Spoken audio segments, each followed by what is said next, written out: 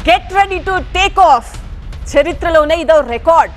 ఉత్తరాంధ్ర చిరకాల స్వప్నం Bhogapuram international airport మరికొన్ని గంటల్లో ప్రారంభం కానుంది.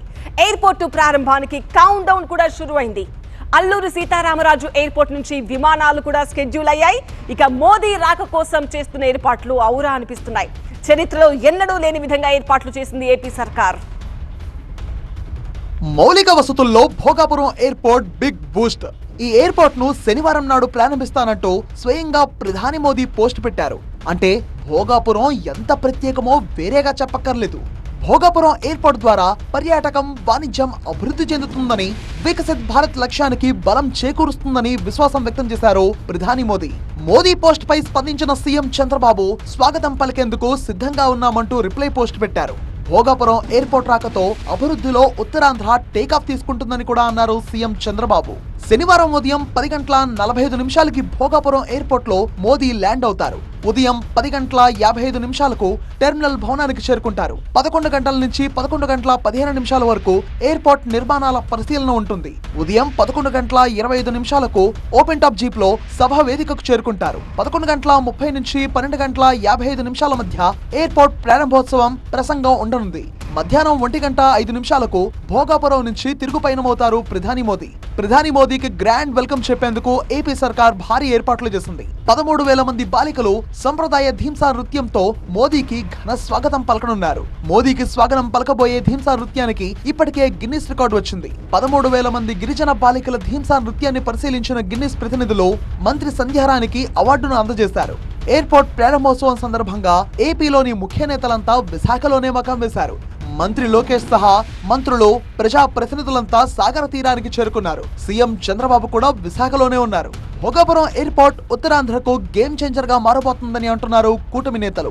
ఎయిర్పోర్ట్ తో ఉత్తరాంధ్రకు భారీగా పెట్టుబడులు, తద్వారా ఉపాధి అవకాశాలు వస్తాయని అంటున్నారు కూటమి నేతలు. భోగాపురం ఎయిర్పోర్ట్ మన ఉత్తరాంధ్రకే మణిహారంగా మారబోతుంది. రేపు మరి ఈ దేశంలో, ఈ రాష్ట్రంలో వచ్చేటువంటి పెట్టుబడులకి ఇది ముఖదూరం కాబోతుందని చెప్పి ఈ సందర్భంగా తెలియజేస్తున్నా. ఎందుకంటే ఇంటర్నేషనల్ ఎయిర్పోర్ట్ అంటేనే ప్రపంచ దేశాల నుంచి ఎవరైనా పెట్టుబడులు పెట్టాలనుకుంటే వాళ్ళు నేరుగా ఇక్కడికి, వాళ్ళ ప్రాంతాల నుంచి ఇక్కడికి వచ్చి అనువైనటువంటి స్థలాలు ఉంటే ఖచ్చితంగా అందులో పెట్టుబడులు పెట్టడానికి వస్తారు. కనుక అలాగా ఉత్తరాంధ్రం మనకి మణిహారంగా, పెట్టుబడులకి మణిహారంగా మారబోతుంది ఇంటర్నేషనల్ ఎయిర్పోర్ట్ అని చెప్పి ఈ సందర్భంగా తెలియజేస్తున్నాం. మరోవైపు భోగాపురం ఎయిర్పోర్ట్ తమ వల్లే సాధ్యమైందంటోంది వైసీపీ. ఎక్కువ శాతం పనులు తమ హయాంలోనే జరిగిందని అంటోంది వైసీపీ. వైసీపీకి క్రెడిట్ చోరీ అలవాటేనంటూ కౌంటర్ ఇస్తోంది అధికార కూటమి.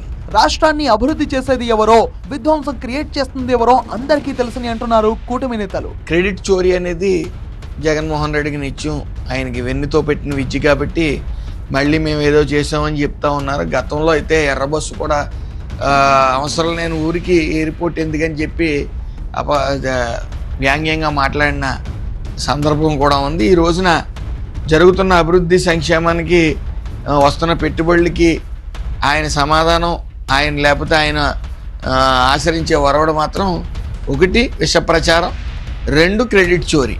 ఇక భోగాపురం ఎయిర్పోర్ట్ ప్రారంభోత్సవ సంబరాలు అంబరాన్నంటబోతున్నాయి. ఇప్పటికే 5K రన్, స్కేటింగ్, సైక్లింగ్ తో వైజాగ్ యువత హోరెత్తించింది. బీచ్ రోడ్ లో నిర్వహించిన ఫ్లాష్ మాబ్ ఆకట్టుకుంది. ప్రారంభోత్సవ సభకు 3 లక్షల మంది వస్తారని అంచనా వేస్తున్నారు. 7,000 మంది పోలీసులతో కట్టుదిట్టమైన భద్రతా ఏర్పాట్లు చేస్తున్నారు. భద్రతా ఏర్పాట్లు, ట్రాఫిక్, పార్కింగ్ పై అధికారులతో మంత్రి అనిత రివ్యూ నిర్వహించారు.